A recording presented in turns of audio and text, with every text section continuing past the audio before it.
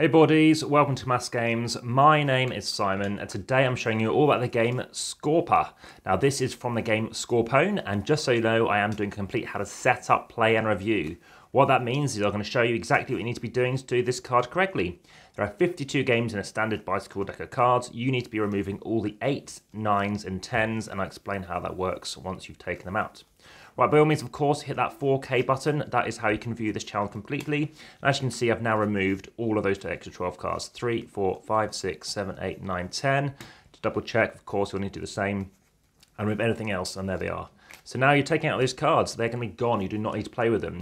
This is a game I first discovered on the website Board Game Arena. It's definitely how I recommend you should play the game. Doesn't matter if this isn't a complete deck, but to show an example, you have 40 cards. So this game is from the 1600s. It's regarded as being out in exactly the year 1600. Everybody's going to take 3 cards each. I'm going to show you a 2-player setup. You're then going to have 4 cards played into the center.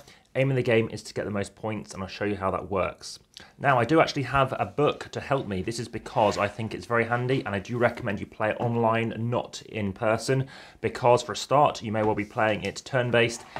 Everyone I've played it with said, don't play it turn-based, and I agree. In fact, I was the person implied that you should definitely only play this real-time, which could be in person, but for a few reasons, I think you'll definitely prefer it if you play it on Board Game Arena. If you want to see all my other videos, there's over 58 videos on my playlist for, obviously, Board Game Arena. I've got a separate playlist for classic card games, so check this out as well. Ways in which you can hold cards, etc. So this is kind of an engine-building game. It's a fascinating game. I found it very interesting. And yes, I've already kind of touched on the review slightly. You are going to look at your 3 cards and seeing what you can do with them. As you can see, it's completely shuffled, so seeing what's going to happen. You can now buy a card. So what can I buy? I have a 3. It allows me to buy a 3. You can buy identical to what you have. That's the first thing you must be able to do if you can. What I mean by that is if I had the opportunity, if there was, say, an ace and a 2 instead, this allows me to buy both those cards. But if I have the exact same card, I've got to take that instead. So in this instance, I go, right, player 3, I take it, it's now into my discard pile. It's now their person's turn, so let's see what's left. Can they do anything? Oh, look, they can. They've got a 4 and a 4, they keep them.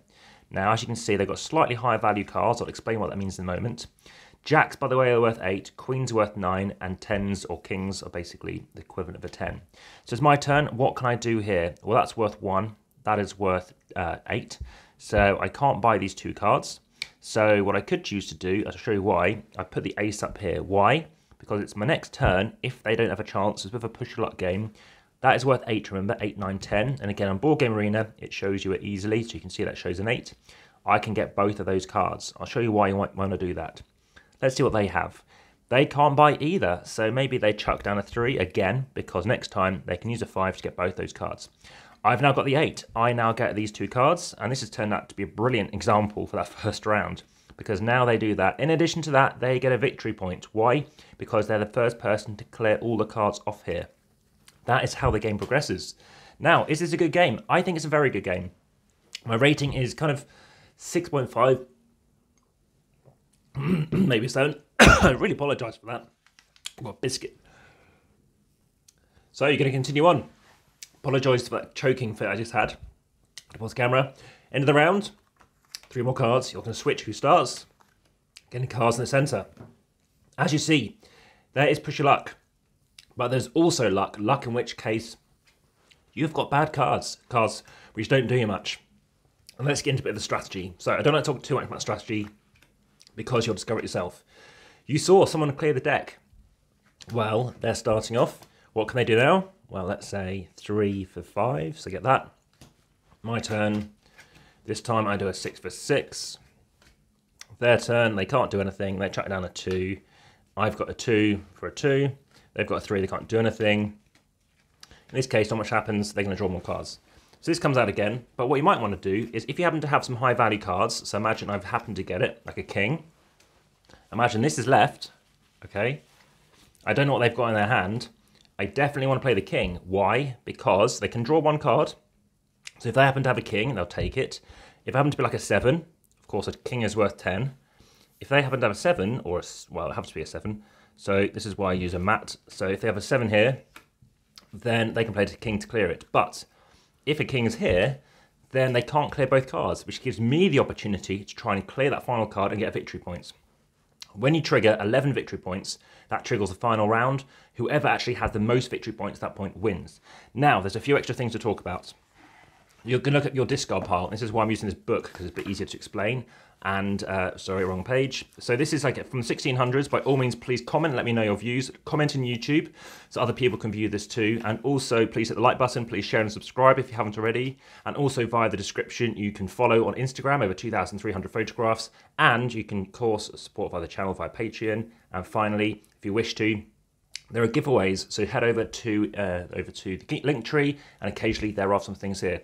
So over here, you can see that various cards that are in your discard pile that you've won. So 7 is the best, it's worth 21 points. 6 is the second most best, and it's worth 18 points. The only way I can work out why they're doing this is it's 3 times the value, down to an ace, which is an odd value of 16, and then 5 is triples, basically what it is, or we put a 1 before it. Same with the 4, 3, 2, 1. So all the kings, queens, and jacks, they're just worth 10 points, seem high, but actually the 7's are the best. So that's how the game progresses. There are some variants. You can play it as a 4, and there are alternatives. Like I said, there is luck to it. There's push luck to it, and it's all about the risk of, do you want to play that king, or maybe you just want to leave that 4 because maybe you've got a 7 that you want to play to try and draw that card. Now again, playing on Board Game Arena, the other advantages I found is the fact that if you want to, you can auto-play your last card, which makes sense because there's no other point in waiting. And what you can also do is a bit rapid play. So I recommend you toggle those options top right to do so. Like I said, there's many other videos you can, of course, check out on the channel. Lots of them are Board Game Arena. Like I said, about 58 are already, I think, most thumbed watch videos anyway. Please green thumb it, of course, in Board Game Arena as well. And I look forward to bringing you more videos very soon.